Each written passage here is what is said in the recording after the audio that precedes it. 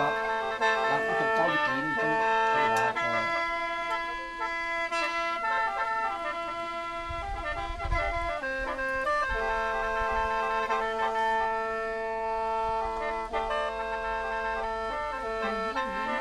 โอ้ยน้อ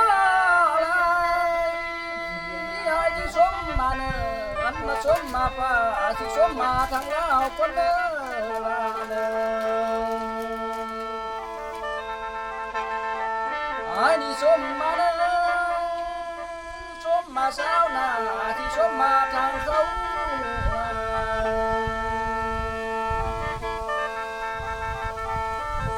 สมมาเขาแค่พอที่มานิสัยน้อลาน้อ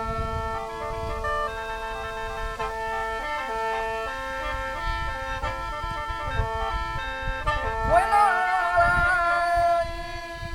อยากจะทำข้าวหน่อยที่ทำข้าวถึงป้านา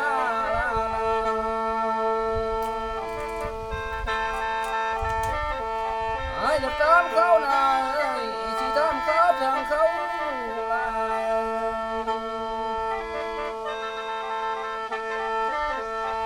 ไอ้ข้ามเขาเจ้าที่มีสู้และบ้ายังนอลานอ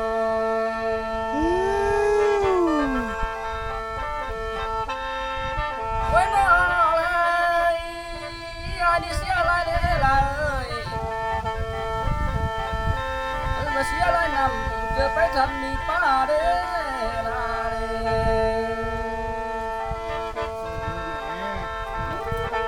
ไอ้นี่เสียอะไรเลย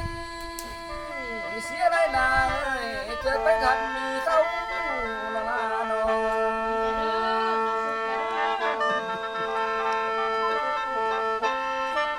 ไอ้นี่เสียอะไรเจ้าบ่ทันได้มีผัวเด้ลาเด้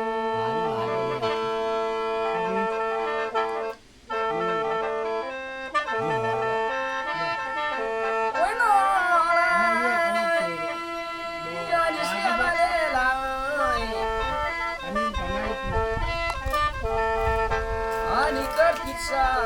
จากน้องผู้ดีเด้ลาเด้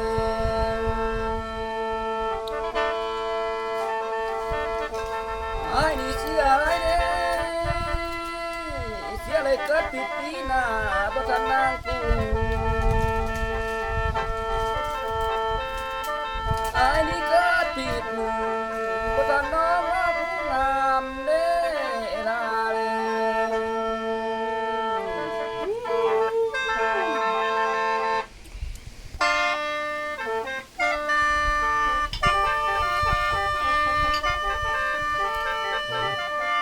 ไอ้น้อยน้องนี่เสียดายไอ้นี่ใส่เสีย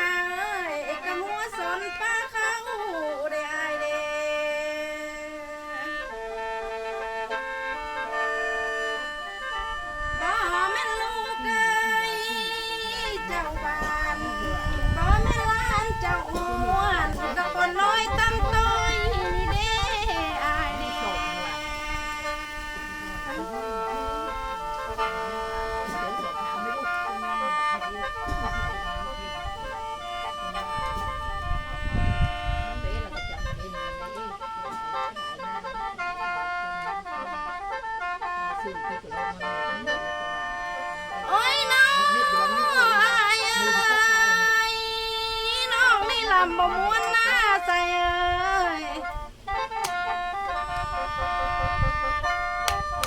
ต้นพิงสายนาอย่าไปลาพินซอเด้ออายเด้อ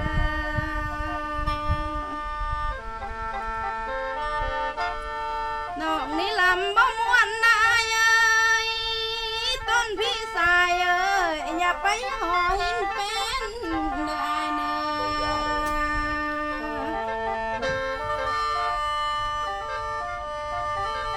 อย่าได้ไปเอ้ยเอ็นเบากระทางบ้านพนัวควันน้องในอายใด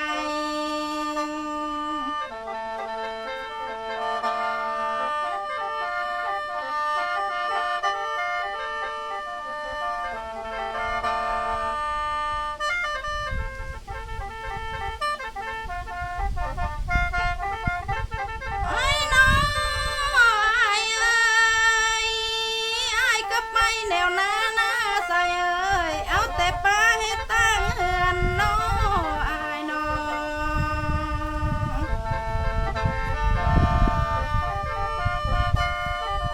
ไอ้ก็ไปแนวหน้าหน้าพี่สายเอ้ยเอาแต่เดือนเลยแต่ดาวหน้าเฮ็ดตาบ้องเขียนไตน้อยน้อง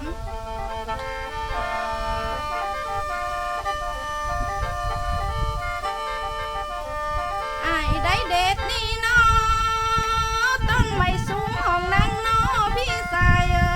ย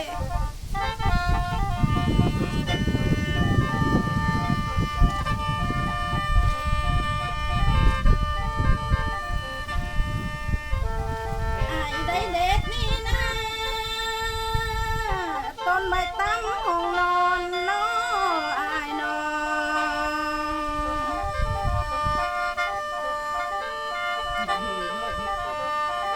บ่มีสาดเอ้ยมีมอนหน้าใส่นอนห้องปัญญาน้ออายน้อง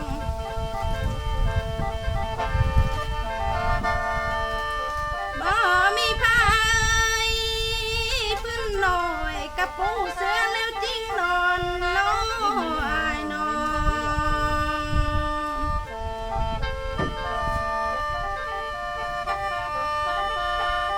โอ้ยน้อยเอ้ยทางหัวมี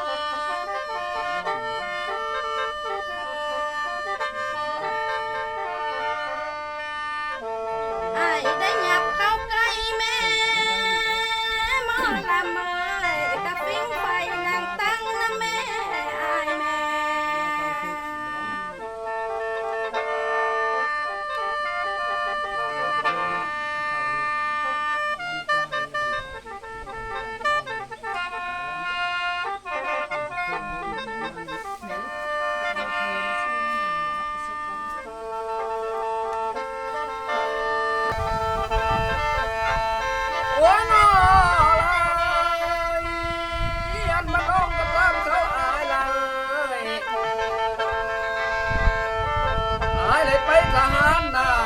เลยไอ้เลยไปเพื่อสานนาตีศัตรูอยู่ในป่าลา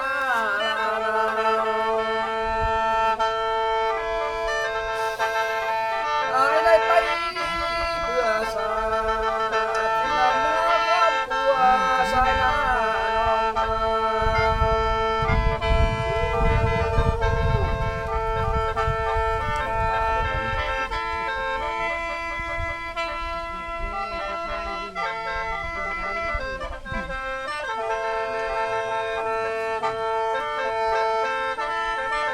งไว้นา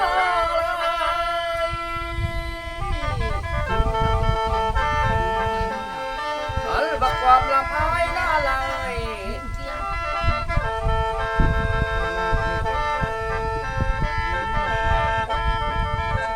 เวลาเมื่อห้องละเนอละทิพย์สองคำก็นายอยู่ลาย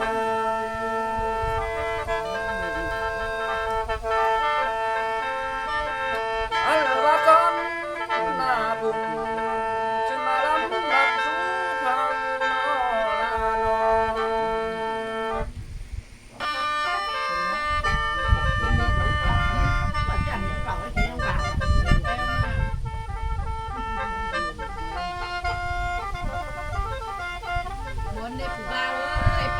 โอ้ยน้องอายเอ้ยน้องนี่เหลือแห่งท่าเดใส่เอ้ยน้องเกี่ยวเป็นอ้างเด้อายเด้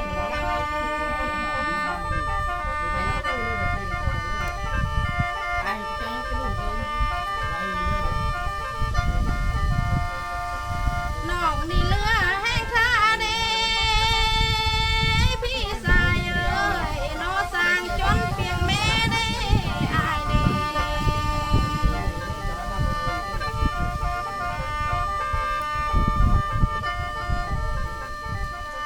จนมาแม่ออกเข้าหน้าพี่สายเอ้ยบอกกับเราจนไปมากหน้าอายนา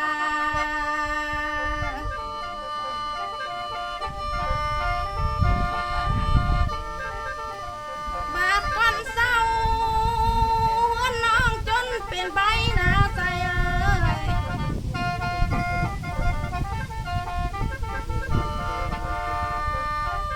บาดก้อนไฟเฮือนนางนาจนเป็นมากหน้าอายนา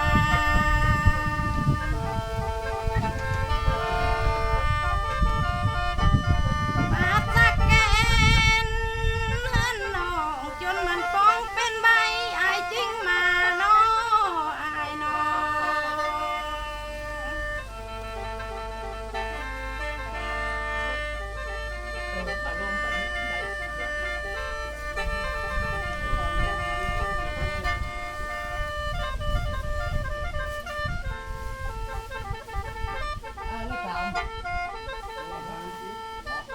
โอ้ยน้อ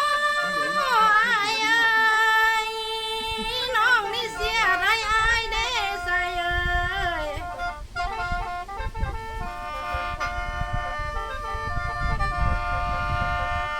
อายได้ไปนั่นน้องนะจนเป็นสายจนเป็นมากนะอายนะ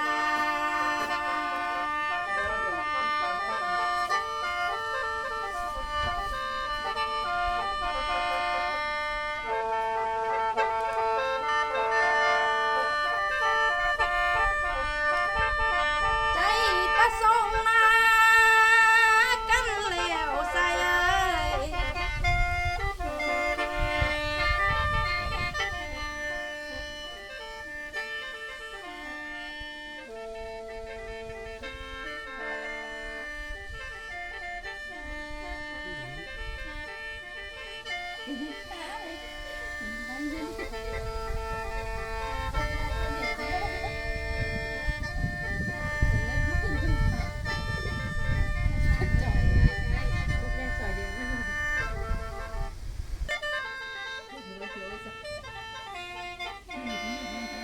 โอ้ยน้องอายเอ้ย